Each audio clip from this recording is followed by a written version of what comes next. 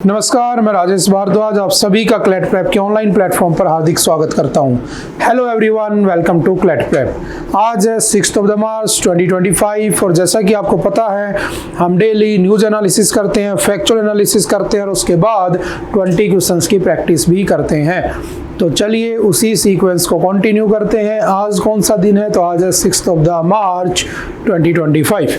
तो आज ऐसा कोई स्पेशल डे नहीं बनाया जाता जिसके बारे में हमें पढ़ना हो। तो चलिए आज की फर्स्ट न्यूज़ के ऊपर आते हैं। पहली न्यूज़ आपने द हिंदू के फर्स्ट पेज पर ही, फ्रंट पेज के ऊपर इसको देखा होगा। क्या कहना है तमिलनाडु का कि retain existing Lok Sabha seats for the next 30 years. Tamil Nadu chief minister M.K. Stalin arrives at the secretariat for the all party meeting in the Chennai. देखो हो क्या रहा है, हमने काफ़ी टाइम से इस मुद्दे को देखते आ रहे हैं, ठीक है, काफ़ी टाइम से चला आ रहा है, ठीक है। आपने एक बात सुनी होगी कि जब हमारा इंडिया आज़ाद हुआ, इंडिपेंडेंट हुआ, है ना, तो उस समय हम क्या बने थे? रिपब्लिक बने, डेमोक्रेटिक बने, हमने हमारा खुद का कॉन्स्टिट्यूशन बनाया, ठीक है। हमारे कॉन्स्टिट्यूशन को बनने में आई थिंक आप लोगों ने पढ़ा होगा 2 साल 11 महीने 18 दिन का टाइम लगा, लगभग 63,97,000 समथिंग रुपीज़ उसमें खर्च हुए, सब सारा डाटा पड़ा होगा, ठीक है। लास्ट में क्या होता है, 26 नवंबर 1949 को हमारा कॉन्स्टिट्यूशन बनकर तैयार हो जाता है, ठीक है। बट उस दिन कंप्लीटली इनेक्ट नहीं होता है, कंप्लीटली इनेक्टमेंट होता है उसका कब? ऑन 26 जनवरी 1950, और उस दिन को हम क्या बनाते हैं? Republic day. और उसके बाद पहली बार जो लोकसभा इलेक्शन हुए थे, पहली बार जो जनरल इलेक्शन हुए थे वो कब होते हैं? तो शायद आपको पता होना चाहिए 1951-52 में पहले जनरल इलेक्शन होते हैं। और ये कब से कब तक हुए थे? तो लगभग अक्टूबर से फैब 1952 तक चले, ठीक है। तो एक बात समझना, इलेक्शन किसके लिए हो रहे थे? पार्लियामेंट्री इलेक्शन हो रहे थे। तो आपको पता है कि जो हमारी पार्लियामेंट होती है उस पार्लियामेंट के 3 पार्ट होते हैं बेसिकली, मेजर। एक होता है प्रेसिडेंट, ठीक है, वो तो हेड ही होता है, याद रखना। President according to article 77 of the Indian constitution, president is the nominal head of the government, ठीक है। और यहाँ पर एक होता है लोकसभा और एक होता है राज्यसभा। इसको क्या कहते हैं? लोकसभा यानी कि हाउस ऑफ द पीपल, और इसको क्या कहा जाता है? हाउस ऑफ द या काउंसिल ऑफ द स्टेट्स कहते हैं, ठीक है। इसका आर्टिकल कौन सा है? तो प्रेसिडेंट का आर्टिकल 52 में इसके बारे में लिखा हुआ है, ठीक है, कि there shall be president of India. और अगर पूछे लोकसभा का आर्टिकल कौन सा है, तो लोकसभा का आर्टिकल हो गया आपका 81, और आपके राज्यसभा का आर्टिकल हो गया 80, और आपके पार्लियामेंट का आर्टिकल हो गया आर्टिकल नंबर 79। और ये डायरेक्टली एग्जाम में पूछ लिए जाते हैं, तो थोड़ा ध्यान से पढ़ना। अब मैंने कहा कि जो लोकसभा थी, लोगों की सभा, यानी कि लोगों के द्वारा इलेक्ट हुए मेंबर क्या होंगे? यहाँ बैठेंगे। यानी कि अगर मैं राजस्थान के जयपुर में रहता हूँ और अगर मैंने यहाँ से वोट डाला और अगर कोई बिल पास होता है इस पार्लियामेंट से, और अगर मेरे द्वारा इलेक्टेड यहाँ पर जो बंदा है मेंबर ऑफ पार्लियामेंट है, अगर उसने उस बात के ऊपर हाँ कह दिया, तो मतलब हम सब जयपुर वालों ने हाँ कह दिया। तो बेसिकली हमारा रिप्रेजेंटेशन को कौन करता है? तो वो नेता करता है जो यहाँ बैठता है, उसे हम कहते हैं MP member of parliament. Similarly यहाँ पर क्या होता है? काउंसिल ऑफ द स्टेट होता है, ठीक है। तो इनिशियली जब हमारा कॉन्स्टिट्यूशन बना था, समझना, तो उस समय हमारे कॉन्स्टिट्यूशन के अंदर जो लोकसभा की सीटें थी वो कितने डिसाइड हुई थी? तो याद रखना, जब हमारा कॉन्स्टिट्यूशन बन रहा था तो उस समय लोकसभा में टोटल सीटें डिसाइड हुई थी 552, ठीक है। लेकिन बाद में जब आपने सुना होगा पाकिस्तान ऑक्यूपाइड कश्मीर का जब कॉन्सेप्ट निकल कर आता है, तो ये सीटें निकल कर कितनी रह जाती हैं? 545, ठीक है। तो याद रखना, इन 545 के अंदर से मैं कह सकता हूं 7 कहां चली गई? पाकिस्तान ऑक्यूपाइड कश्मीर में चलेगी, तो अभी 545। और 545 में 543 क्या होते थे? इलेक्टेड मेंबर होते थे, ठीक है। और 2 मेंबर्स क्या होते थे? तो 2 मेंबर्स नॉमिनेटेड होते थे, ठीक है। ये सब पॉलिटी की पढ़ी हुई बातें हैं। और जो 2 मेंबर्स नॉमिनेट होते थे वो होते थे एंग्लो इंडियंस। अब कहोगे सर एंग्लो इंडियन क्या होता है? तो एंग्लो इंडियन वो पर्सन होता है जिसकी मदर कंपलसरी भारत की हो, फ्रॉम इंडिया, और उसके फादर या उसके जो ग्रैंड फादर हैं वो यूरोपियन एक्सेंट या यूरोप के होने चाहिए, तो हम उसे कहते हैं एंग्लो इंडियन। और ऐसे लोगों की संख्या कम होती गई। तो अब जाकर वही 2 4 5 गिने चुने लोग रह गए जिनको मजबूरी में बनाना पड़ता था। तो याद रखना 2020 में 104th कॉन्स्टिट्यूशनल अमेंडमेंट से, ठीक है भाई, 104th कॉन्स्टिट्यूशनल अमेंडमेंट क्या किया गया, इन 2 एंग्लो इंडियन की पोस्ट को हटा दिया गया। तो अब इस बार जो इलेक्शन हुआ है उसके अंदर total number of seats in Lok Sabha कितनी है, तो याद रखना 543, 2 हट चुकी हैं।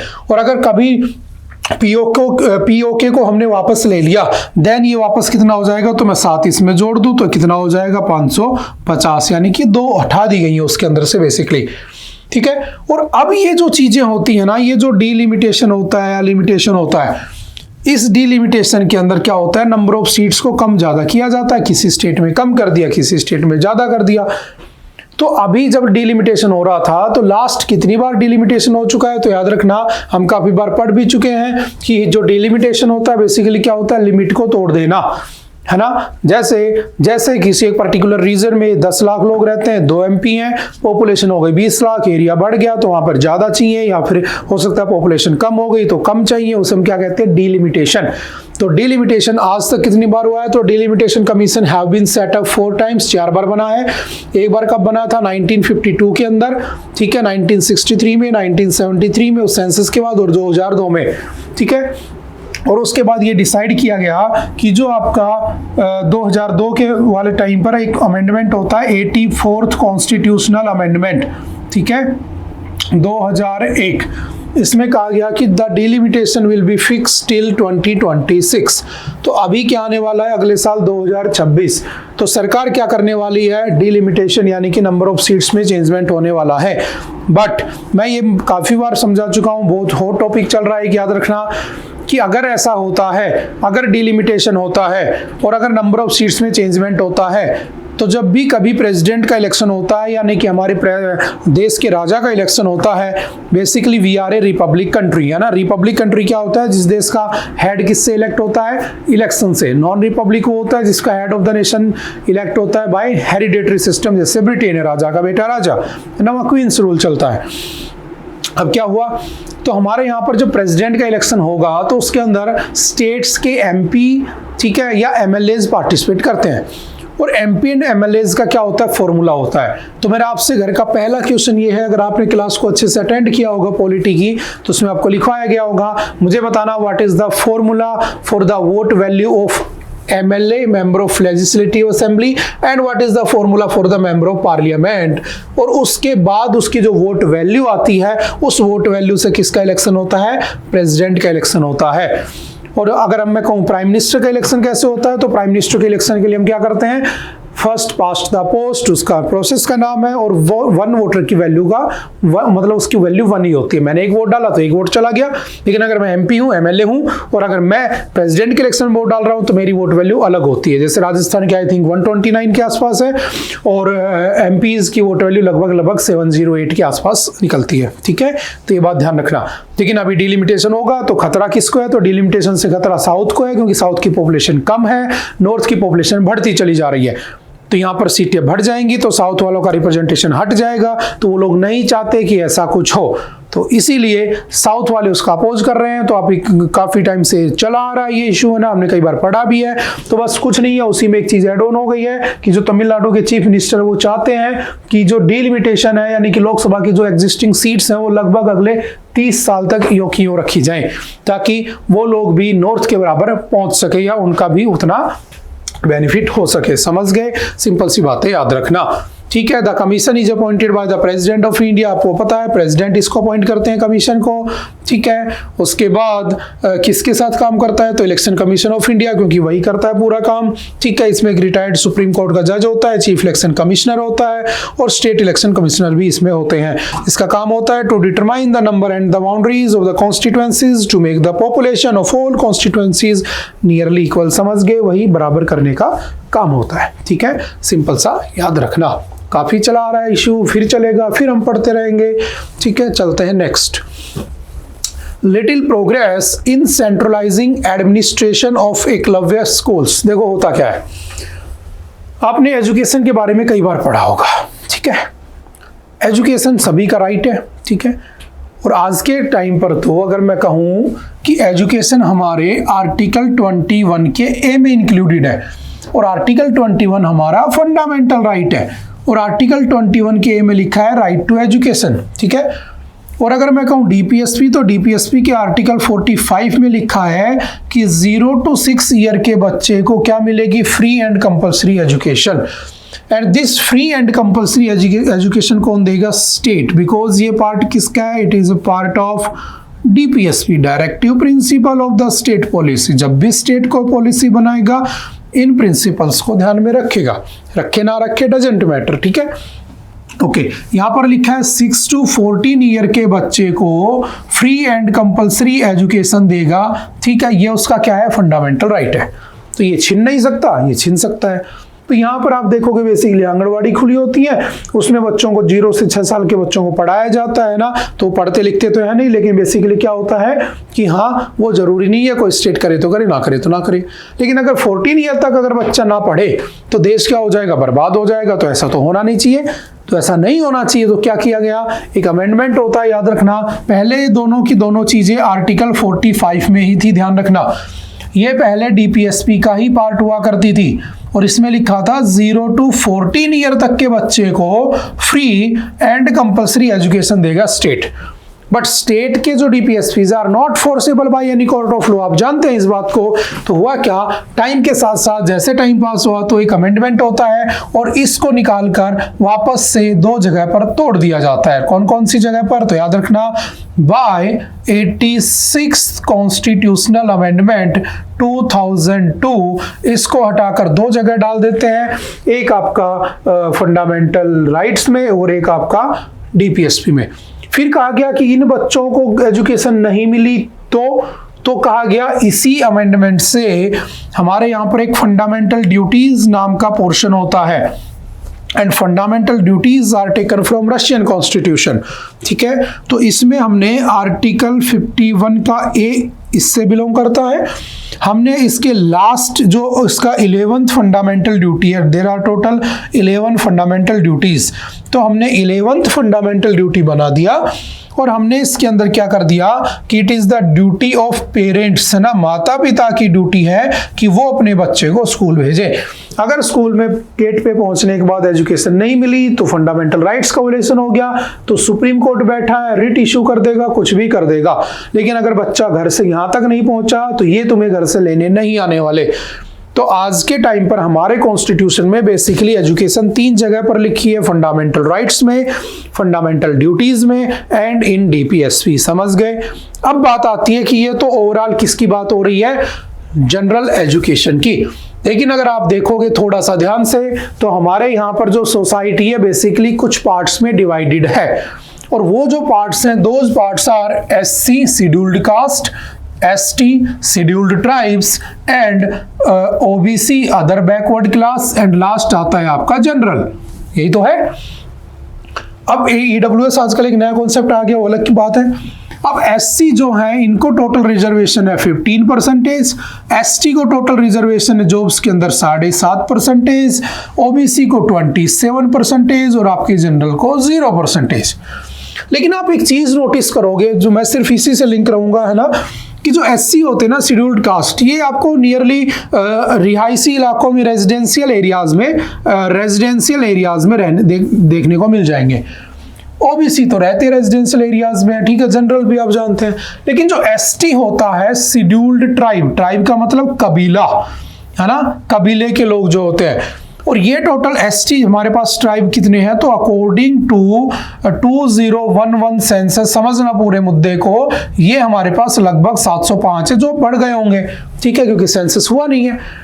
तो ये ऐसे लोग हैं जो ट्राइब्स में रहते हैं, यानी कि ये नॉर्मली जो रिहायशी इलाके होते हैं रेजिडेंशियल एरिया से दूर रहते हैं।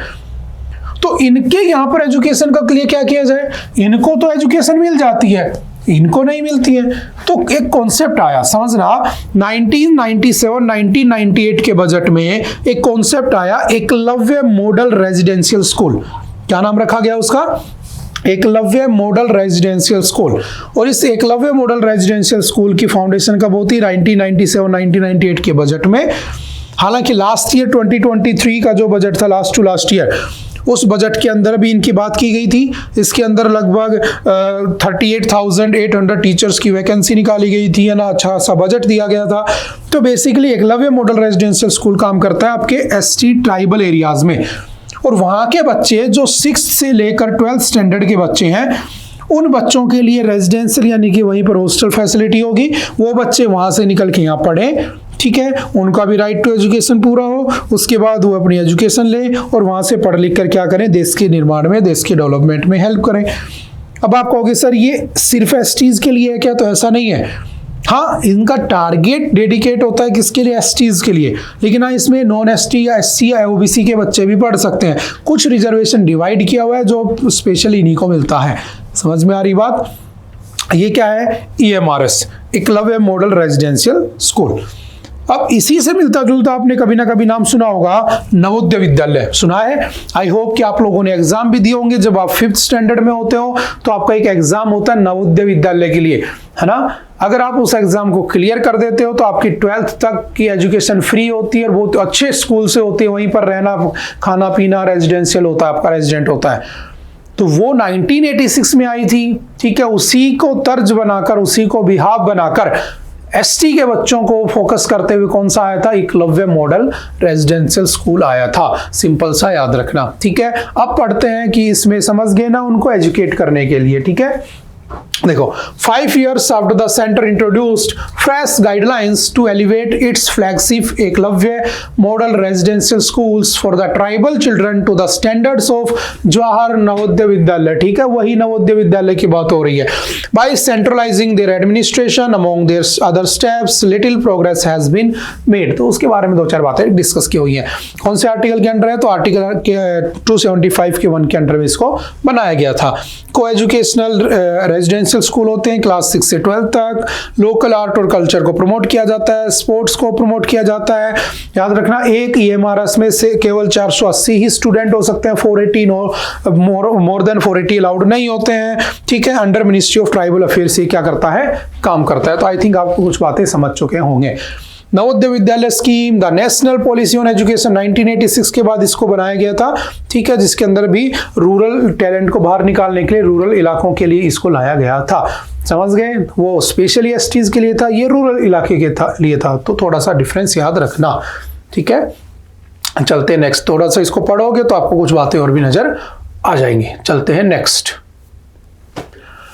Over centralisation threatens federal health policy. देखो, समझना होता क्या है।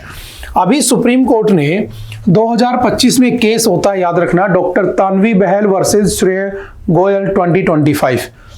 इस केस में सुप्रीम कोर्ट जजमेंट देता है which struck down domicile based reservations in postgraduate medical admissions in the respective medical colleges in the states marks a significant shift in India's medical education policy. The ruling holding that such reservations violate Article 14 of the Indian Constitution dismantles a mechanism that states have long relied upon to ensure a stable medical workforce suited to the public health needs। देखो होता क्या समझना, PG जो होते हैं ना, post graduate जो medical college होते हैं, पोस्ट ग्रेजुएट मेडिकल कॉलेज। तो किसी स्टेट में समझना, किसी स्टेट में अगर स्टेट कोई मान लो यूनिवर्सिटी है, समझना बहुत अच्छे से, ठीक है, और वो यूनिवर्सिटी करवाती है पोस्ट ग्रेजुएट मेडिकल कोर्स, ठीक है। अब इस स्टेट के लिए बनी है, ठीक है, स्टेट उसको पैसा दे रहा है, उसकी फंडिंग स्टेट से आ रही है। तो स्टेट या प्राइवेट एंटिटीज उसको पैसा दे रही है, प्राइवेट लोग पैसा दे रहे हैं। तो ये जो कॉलेज होते हैं, आपने देखा होगा, ये साथ के साथ में हॉस्पिटल भी खोल के रखते हैं और उनकी ब्रांचेस भी खोल के रखते हैं। जैसे आपने देखा होगा दिल्ली जयपुर हाईवे पे, जैसे आप जयपुर में एंटर करते हो तो यहाँ पर निम्स यूनिवर्सिटी बनी हुई है ना, तो उसके अंदर हॉस्पिटल भी है। तो ऐसे कोई भी अगर मान लो पोस्ट ग्रेजुएट कोर्स करवाता है, तो उसके अंदर क्या था कि जब आप अप्लाई करते हो तो उसके अंदर मेडिकल कॉलेज में पढ़ने के लिए आपको डोमिसाइल बेस्ड रिजर्वेशन मिलता है। अब कहोगे सर डोमिसाइल बेस्ड क्या होता है? देखो, एक होता है कास्ट बेस्ड, है ना, आपकी कास्ट के बिहाफ पर रिजर्वेशन दे दिया। एक होता है डोमिसाइल बेस्ड। डोमिसाइल में पता लगता है आप रेजिडेंशियल कहाँ के हो, आप कहाँ के रेजिडेंट हो। तो उसमें मान लो आप राजस्थान के हो, तो राजस्थान के होने की वजह से आपको ज्यादा प्रेफरेंस मिल गया और आपको निम्स यूनिवर्सिटी मिल गई। अब इस यूनिवर्सिटी का पर्पज ये है कि वो तुम्हें पढ़ाएगी, तुम वहां प्रैक्टिस करोगे, देन वहां से निकलकर तुम राजस्थान में कहीं ना कहीं प्रैक्टिस करते रहोगे, ठीक है, एज ए प्रैक्टिशनर। मान लो कल को बहुत अच्छे डॉक्टर बन गए। तो स्टेट यूनिवर्सिटीज का, स्टेट कॉलेजेस का, मेडिकल कॉलेजेस का ये बेनिफिट होता है कि एक तो वहां से निकले हुए बंदे पूरे राजस्थान में सर्व कर रहे हैं, तो एक कम्युनिटी के लिए अच्छा काम हो रहा है। बात समझ में आ रही है? एक मान लो राजस्थान में ये डोमिसाइल बेस्ड जो रिजर्वेशन था हटा दिया। अब सोचो कोई साउथ इंडिया का बंदा है, वो यहाँ आके प्रैक्टिस पढ़ रहा है, ठीक है।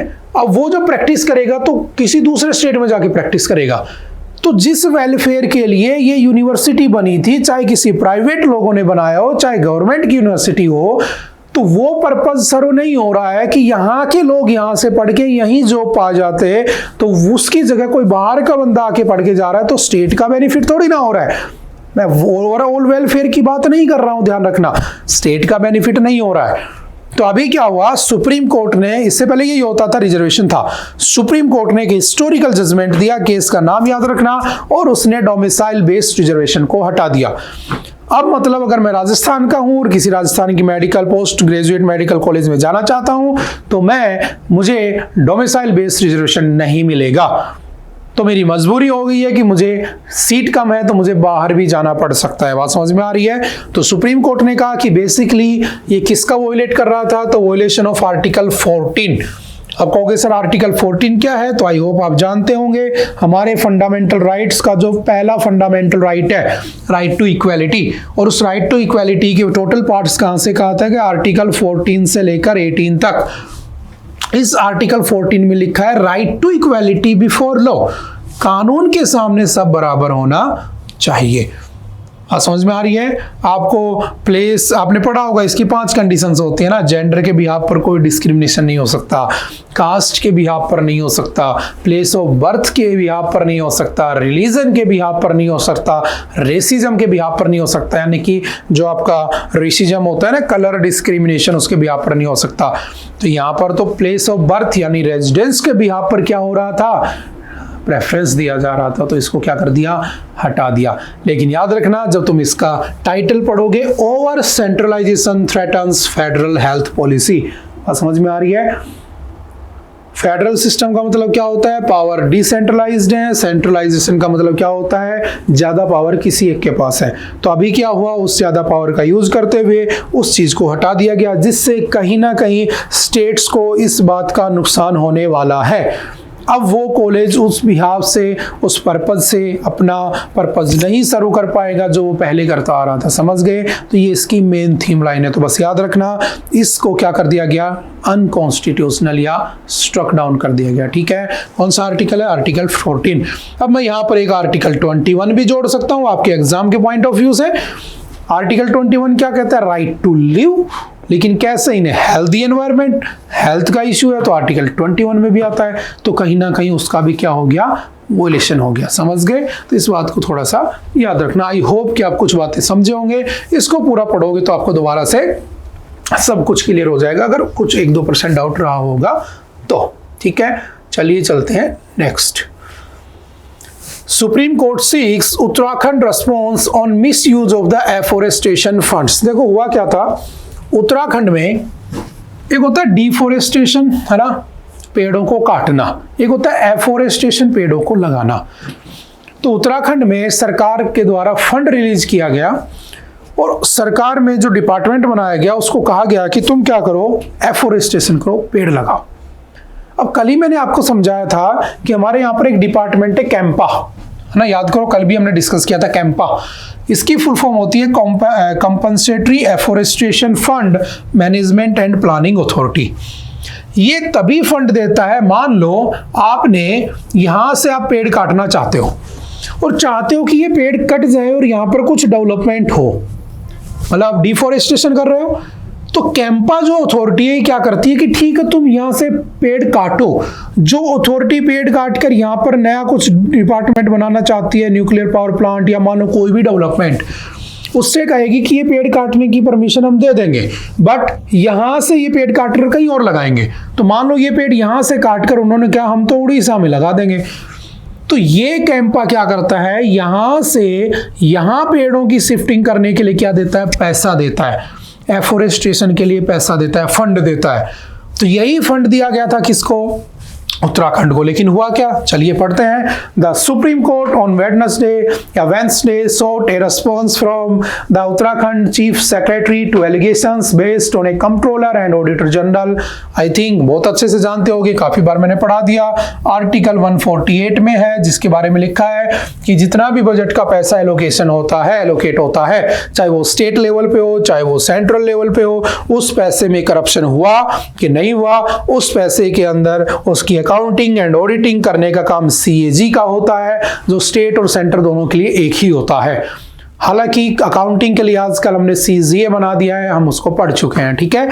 तो इस सीएजी की रिपोर्ट आती है और उसमें पता चलता है CAG report in the public domain about the misuse of compensatory Afforestation Fund Management and Planning Authority funds by the State Forest Department to buy gadgets including iPhones and laptops। देखो समझना, पैसा दिया था कि पेड़ों को लगा देना। क्यों दिया था, देखो एग्जाम के पॉइंट ऑफ व्यू से आर्टिकल 21 राइट टू लिव, कैसे हेल्दी एनवायरनमेंट, अच्छी हवा कब मिलेगी, जब पेड़ होंगे, वोलेट कर दिया, ठीक है। आर्टिकल नंबर कौन सा, 48 का ए, क्या कहता है, स्टेट किसको प्रमोट करेगा, एनवायरनमेंट प्रोटेक्शन को। आर्टिकल 51 का ए का लास्ट जी क्या लिखा है, फंडामेंटल ड्यूटी है इसके अंदर, ठीक है। लास्ट नहीं, इसके जी में क्या लिखा है, फंडामेंटल ड्यूटी है कि मुझे क्या करना है, एनवायरनमेंट को प्रोटेक्ट करना है, हो गया वोलेट, ठीक है। आपने पढ़ा होगा फॉरेस्ट कंजर्वेशन एक्ट कब आया था, 1980, जो कहता है कि मुझे फॉरेस्ट को बचाना है, जंगलों को बचाना है। आपका एनवायरनमेंट प्रोटेक्शन एक्ट है ना, एनवायरनमेंट प्रोटेक्शन एक्ट कब आया था, 1986, क्या कहता है, पेड़ों को बचाना है। वाइल्ड लाइफ प्रोटेक्शन एक्ट कब आया था, 1972, क्या कहता है, जंगली जीवों को बचाना है, वाइल्ड लाइफ को बचाना है। कैसे बचाओगे, फॉरेस्टेशन करोगे जभी तो इस बात के लिए पैसे दिए गए थे। सीएजी की रिपोर्ट आती है, पता चलता है कि डिपार्टमेंट ने आईफोन्स खरीद लिए, मैकबुक खरीद ली, लैपटॉप खरीद लिए और ध्यान ही नहीं दिया पेड़ों को लगाने पे, समझ गए। तो ये मुद्दा वहां पर चल रहा है। तो कुछ आर्टिकल्स याद रखना, कुछ एक्ट के बारे में याद रखना। The CAG document and media reports on its were brought to the notice of a bench of justice BR Gavai AG Masih by the amicus curiae senior advocate K Parameshwar, ठीक है। फॉरेस्ट कंजर्वेशन एक्ट का वोल्यूशन हो रहा था। कंपनसेटरी एफोरेस्टेशन फंड कब बना था, 2016 में आया था एक्ट, याद रखना। The compensatory afforestation fund management and planning authority was initially established under the forest conservation act 1980। ये कुछ फैक्चुअल डाटा याद रखना, काफी बार ये न्यूज में आ रहा है, बार बार घूम फिर के, तो याद रखना। नेक्स्ट है ropeway projects in Kedarnath Hemkund Sahib gets centre nod. लगभग 7,000 करोड़ रुपए का प्रोजेक्ट है, जिसको नेशनल रोपवे डेवलपमेंट प्रोग्राम के अंदर चलाया जाएगा। अब देखो है क्या इसके अंदर, total 12.4 kilometre Govind Ghat Hemkund Sahib ropeway will be developed in design, build, finance, operate and transfer mode eight A total capital cost of 2730.13 crore rupees. देखो है क्या, the cabinet committee on economic affairs chaired by prime minister Narendra Modi on Wednesday approved 2 ropeway projects in Uttarakhand, one connecting Sonpriyag Kedarnath, याद रखना simple सा, Sonpriyag Kedarnath, and other one is Govind Ghat to Hemkund Sahib Gurudwara, expected to be built at a cost of 7,000 crore under the National Ropeway Development Program। यही की बातें यही लिखी और कुछ नहीं है, ठीक है। पर्वतमाला परियोजना, the ropeways will cut travel time to the pilgrimage sites. याद रखना पहले जो 7-8 घंटे लगते थे उसको लगभग 30 to 40 मिनट्स में इसमें कंक्लूड कर दिया जाएगा, ट्रैवल कर लोगे आप लोग, ठीक है। Currently, the journey to Hemkund Sahib is challenging 21 kilometer uphill track from Govind Ghat and covered on foot or ponies or in the planquins, said a government communique। ठीक है, सिंपल याद रखना। अब उसके ट्रेवल टाइम को कम कर दिया जाएगा। तो आपसे वन लाइनर में पूछ सकता है, ज्यादा दिमाग नहीं लगाना है, किसको करेक्ट किया जा रहा है, कौन सा प्रोजेक्ट है, क्या उसमें हो रहा है। अब याद रखना किसने इसको अप्रूव दिया है, तो कैबिनेट कमेटी। तो याद रखना कितनी कैबिनेट कमेटी होती है उसके अंदर, तो याद रखना there are total 8 cabinet committees, ठीक है, जो हमारे कॉन्स्टिट्यूशन में नहीं लिखी हैं। याद रखना, देखो कॉन्स्टिट्यूशनल जो कमेटीज होती हैं 24 होती हैं, ठीक है, जिनके बारे में लिखा हुआ है। आपने पढ़ा भी होगा सबसे बड़ी कमेटी किसके ऊपर होती है, तो एस्टीमेट कमेटी है ना। आई थिंक मैंने पढ़ा रखा है काफी बार एस्टीमेट कमेटी। एस्टीमेट कमेटी के अंदर सबसे ज्यादा 30 मेंबर होते हैं और सारे के सारे लोकसभा से होते हैं, और इसका काम होता है बजट के पैसे का एस्टिमेशन लगाना कि इतना खर्च होगा कि नहीं होगा। ये अपनी रिपोर्ट लगभग अक्टूबर नवंबर तक दे देता है और फरवरी के अंदर बजट आता है, उसकी रिपोर्ट बनाता है कि भाई होगा कि नहीं होगा, एस्टिमेट बनाता है। और ये टोटल 24 कमेटी होती है, याद रखना, पार्लियामेंट्री कमेटी, ठीक है, जिनका कॉन्स्टिट्यूशन में जिक्र है। और सबसे छोटी कौन सी होती है, तो सबसे बड़ी सबसे छोटी ही बताओ नहीं चाहिए, सबसे छोटी कौन सी होती है, तो याद रखना लाइब्रेरी कमेटी की। कौन सी होती है, लाइब्रेरी कमेटी। और लाइब्रेरी कमेटी में टोटल 9 मेंबर होते हैं, 6 फ्रॉम द लोकसभा और 3 कहां से होते हैं, राज्यसभा से होते हैं।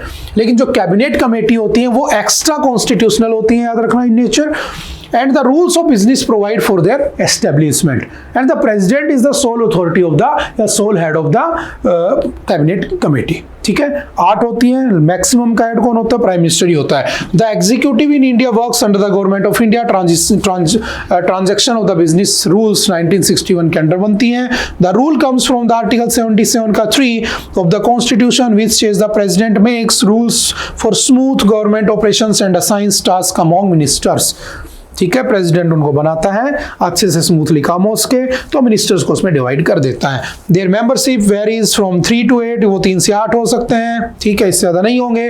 दे usually include only cabinet ministers, however the non cabinet ministers are non debarred from their membership. यानी कि देखो कैबिनेट मिनिस्टर्स कितने होते हैं, बहुत अच्छा क्वेश्चन आ सकता है आपके एग्जाम में ना, पॉलिटी के पॉइंट ऑफ व्यू से। तो टोटल नंबर ऑफ जो सीट्स होती हैं उसका 15% जो मेंबर्स हैं वो क्या बनाए जा सकते हैं, कैबिनेट मिनिस्टर्स।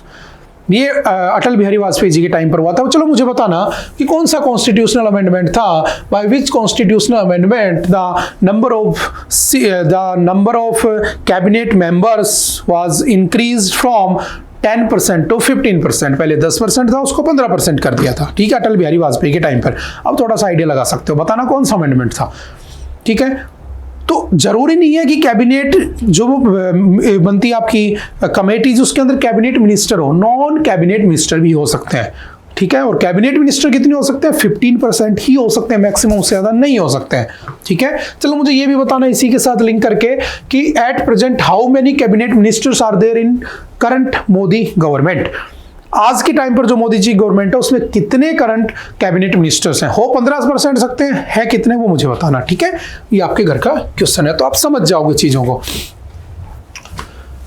एंडोगेमी की cause of the population specific disease, देखो होता क्या है, आपने सुना होगा पॉलीगैमी, है ना, ये बहुत सारे वर्ड सुने होंगे। गैमी मतलब शादी करना, तो एक वर्ड आता है एंडोगेमी। एंडोगेमी का मतलब होता है is the practice of marrying within a specific social group, caste or ethnic group, rejecting those from others as unsuitable for marriage or other close personal relationships.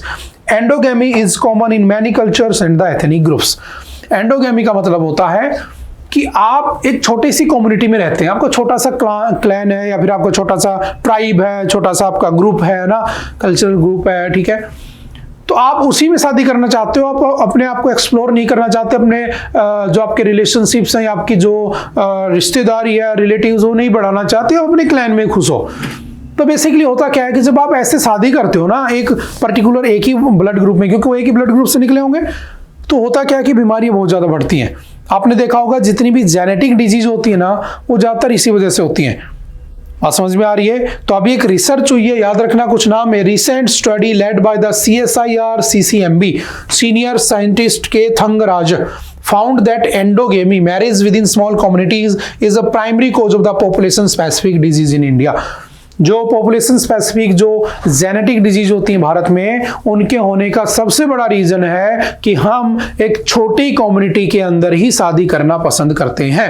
बात समझ में आ रही है। ये भी उसका सबसे बड़ा एक रिसर्च निकल के आया, तो सिंपल सा याद रखना, वन लाइनर, क्या रिपोर्ट का नाम है, क्या उसमें डाटा है। The study identified unique genetic variations responsible for the hereditary disease in specific communities. समझ में आ रही बात, सिंपल सा याद रखना, ठीक है।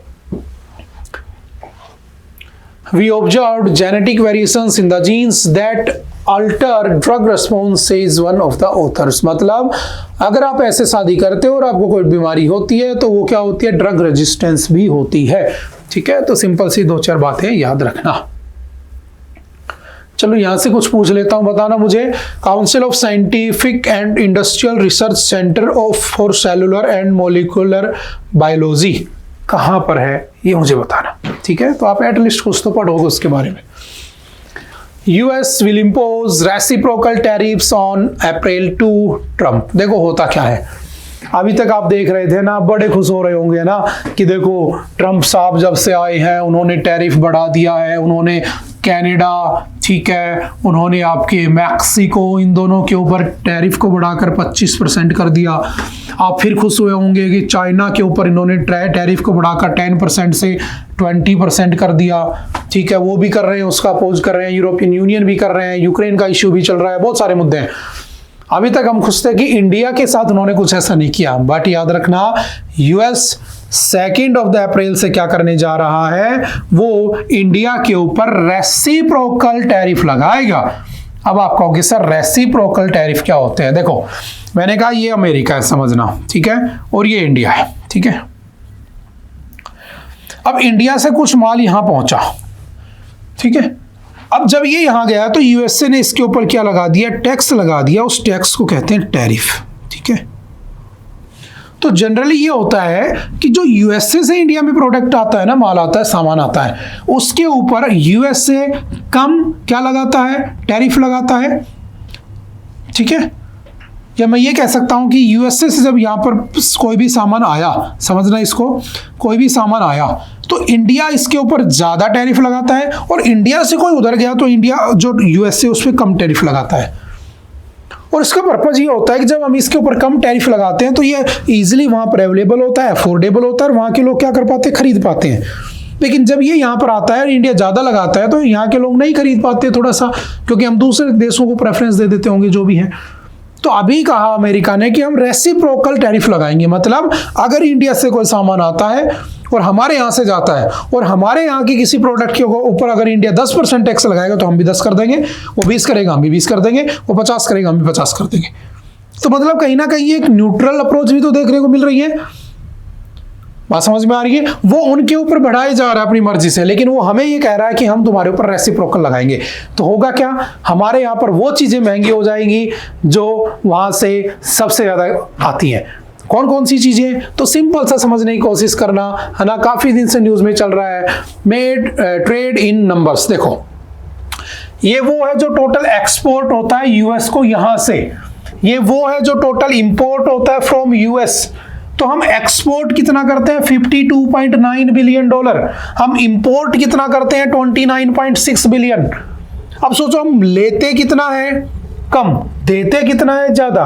अब सोचो जब हम वहां भेज रहे हैं और उसने टैरिफ लगाना शुरू कर दिया तो ये चीजें महंगी हो जाएंगी, महंगी हो जाएंगी तो वहां के लोग हो सकता है यूज ही ना करें, तो हो सकता है यहाँ प्रोडक्शन ही ना करना पड़े, प्रोडक्शन ही ना करना पड़े तो हो सकता है यहाँ पर जॉब के ऊपर खतरा आ जाए, हो सकता है यहाँ की इकोनॉमी खतरे में आ जाए। समझ गए? हम क्या क्या वहां से एक्सपोर्ट करते हैं, तो इलेक्ट्रिकल मशीनरी, ठीक है, प्रीशियस स्टोन्स, फार्मास्यूटिकल्स। याद रखना हम फार्मास्यूटिकल मार्केट में सबसे ज्यादा एक्सपोर्ट करते हैं किसको, अमेरिका को।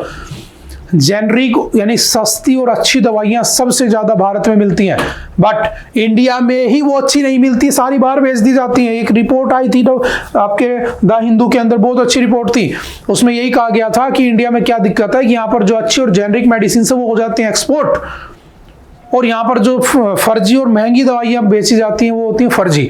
इसीलिए आपने पढ़ा होगा कि एक स्कीम आई थी, है ना, आपने देखा होगा, जन औषधालय खुले हुए हैं, प्रधानमंत्री जन औषधि केंद्र, जानते हो, काफी बार पढ़ा भी है। इवन नेपाल ने भी कुछ सेंटर्स वहां पे खोले हैं। भारत ने भी इस साल कहा था 10,000 प्रधानमंत्री जन औषधि केंद्र वो खोलेंगे।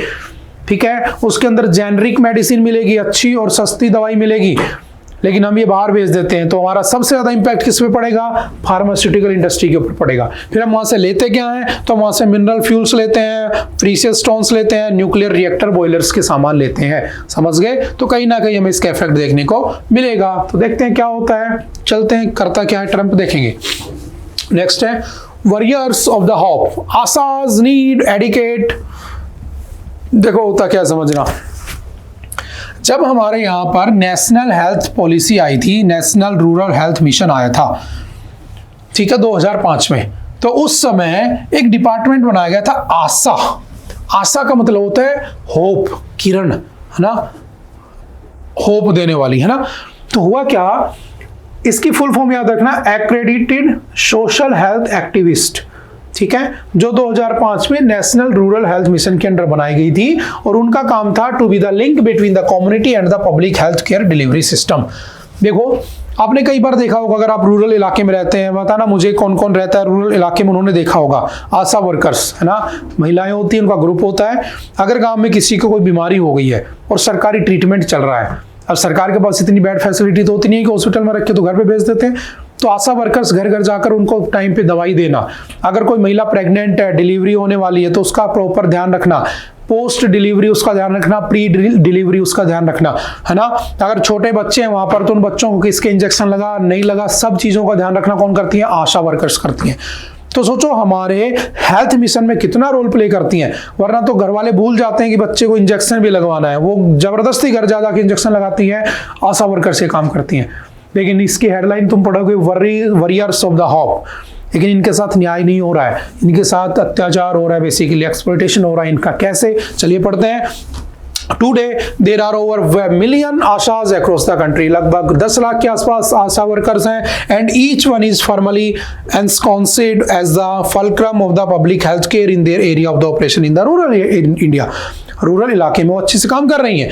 The Asha's were chosen for the WHO, याद रखना, ये पॉइंट याद रखना, WHO का वर्ल्ड हेल्थ ऑर्गेनाइजेशन जो 7 अप्रैल 1948 को बना था, उसके द्वारा director generals global health leaders award किसको मिला था 2022 का, आशा वर्कर्स को। यानी कि इनको WHO का ग्लोबल लीडर्स अवार्ड भी मिल चुका है, and were recognised for their outstanding contribution towards protecting and promoting health. 20 years after the ASAs were created, the workers are still on the streets। अभी वो स्ट्रीट्स पर हैं, protesting for their fair wages and equitable treatment। The flaw lies in the way they were designated at the inception as volunteers। याद रखना, आज भी उनकी salary 5,000 से 15,000 के बीच में है, आज भी वो प्रोटेस्ट करती रहती हैं, उनको परमानेंट नहीं किया गया है, वो जस्ट किसके ऊपर काम करती है, कॉन्ट्रैक्ट बेसिस पे, ठीक है। और उनको जो पैसा मिलता है वो भी आपके सेंटर और स्टेट के द्वारा शेयर किया जाता है। हाँ, उनको पैसे मिलते हैं बेसिकली इंसेंटिव्स, यानी कि वो कितनी डिलीवरीज करवाती हैं, है ना, कितनी सेफ डिलीवरीज हो रही हैं, कितने माता, जैसे कल हमने पढ़ा था मोर्टेलिटी रेट, है ना, उसको भी कम करने में इनका रोल है।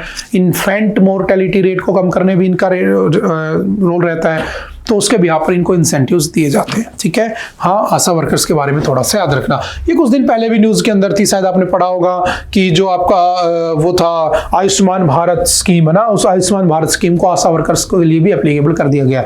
तो सोचो कितनी बड़ी विडंबना है कि जो इन बीमारियों से लड़ने वाले लोगों को सबसे ज़्यादा हेल्प करती हैं, उन्हीं को तुमने हेल्थ इंश्योरेंस नहीं दिया, तो वो लास्ट ईयर दिया गया है, ठीक है। तो ये कुछ बातें याद रखना।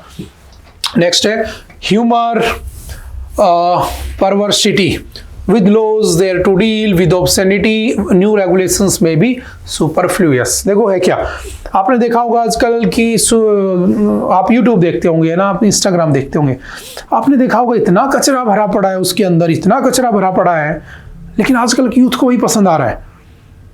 अब आप कॉमन सोचो एक बार, है ना, कि अभी जब महाकुंभ हो रहा था ना, जो भी हो रहा था, कितने मुद्दे हैं, बेरोजगार लोग क्यों हैं, तो कोई बेरोजगारी पे बात नहीं करता। इवन न्यूज मीडिया वाले क्या कहेंगे, नेता भी क्या कहेंगे कि जो बेरोजगार है उसको घर बैठे 10,000 रुपये महीने मिलेंगे। उसको ये बात का एहसास ही नहीं दिला रहे कि तुम बेरोजगार हो, तुम अनएम्प्लॉयड हो, तुम्हारे काम नहीं है, तुम काम करो। मतलब कि बेरोजगारों के लिए एम्प्लॉयमेंट क्रिएट करने की बजाय हम क्या कर रहे हैं, उन लोगों को बेनिफिट दे रहे हैं कि अच्छा तुम बेरोजगार हो, अच्छा एक काम करो, इतने पैसे ले लो। बात समझ में आ रही है। तो जो मीडिया है वो बेसिकली अपना काम कर ही नहीं रहा, उसके अंदर इतने ज़्यादा वो हो चुके हैं, जैसे इतना वल्गर कंटेंट हो चुका है, कोई उसकी तरफ ध्यान नहीं दे रहा। अब न्यूज़ के अंदर आपने देखा होगा कि किसी का ध्यान नहीं है कि महाकुंभ क्यों होता है ना, क्या रीज़न है उसके होने का, क्या उसके साइंटिफिक बेनिफिट है उसके, है ना, क्या हिस्टोरिकल टच है, कोई मतलब नहीं है। क्या दिखा रहे हैं, मोनालिसा की आंखें बड़ी अच्छी हैं, मोनालिसा एक्टर बन गई है ना, ये सब दिखाया जा रहा है। IIT बाबा निकल के कोई आ गया, वो गंजेड़ी बाबा है ना, वो ये कर रहा है, वो कर रहा है, मतलब क्या है ये। तो कहा गया कि हमें इनके ऊपर रेगुलेशंस लगानी चाहिए, इनको रेगुलेट करना चाहिए। तो सुप्रीम कोर्ट ने कहा कि भाई तुम पागल हो गए हो क्या, इतने सारे लॉज पहले से बने पड़े हैं, तुम उनको चेक कर लो, फिर मेरे पास आना कि मैं कुछ करूं। सुप्रीम कोर्ट ने कहा कि हमारा जो बीएनएस है, भारतीय न्याय संहिता, उसमें इतनी सारी बातें लिखी हुई है इन चीजों के बारे में, वल्गर कंटेंट के बारे में, इनके बारे में। हमारा जो आईटी एक्ट है जो 2021 में अमेंडमेंट हुआ था, है ना, मुझे बताना आईटी एक्ट ओरिजिनली कब आया था, आईटी एक्ट सबसे पहले कब पास किया गया था, इंफॉर्मेशन टेक्नोलॉजी एक्ट। अब कहा गया इसके अंदर इतनी सारी बातें, तुम उनको फॉलो करो, देन उसके बाद मेरे पास आना। तो बेसिकली इसके अंदर उन्हीं सब चीजों के बारे में डिस्कस किया गया है, ठीक है। In suggesting that the government should come with regulatory measures to prevent vulgarity और the perversity in the name of the humour being aired, the supreme court has expanded the scope of petitions by YouTubers court in a criminal case over alleged obscenity in the digital programme. समझ गए? तो उन सब बातों को discuss किया गया है, ठीक है। जैसे the information technology intermediary guidelines and the digital media ethics code rules 2021 provides for age-based classification and a 3-tier system of the grievance redress, under which users could approach the platform, a self-regulatory body and government interdepartmental committee. The debate between clean and dirty humor is age-old, but the distinction is well understood. It is only in the context of the public outrage. समझ गए? तो पहले से इनको ध्यान रखना चाहिए। दोबारा ये मुद्दा उठेगा तो देखेंगे, काफी न्यूज में चल रहा है ना। चलिए देखते हैं, जस्ट इसको पढ़ लेना, इसलिए इसको उठा लिया हमने। नेक्स्ट आई थिंक आज के लिए इतना ही है। आई होप कि आपको चीज़ें समझ में आई होंगी। फिर भी अगर कोई डाउट रहता है तो आप एनी टाइम आकर पूछ सकते हैं। ओके, बाय बाय, मिलते हैं दोबारा next time. Have a nice day, thank you.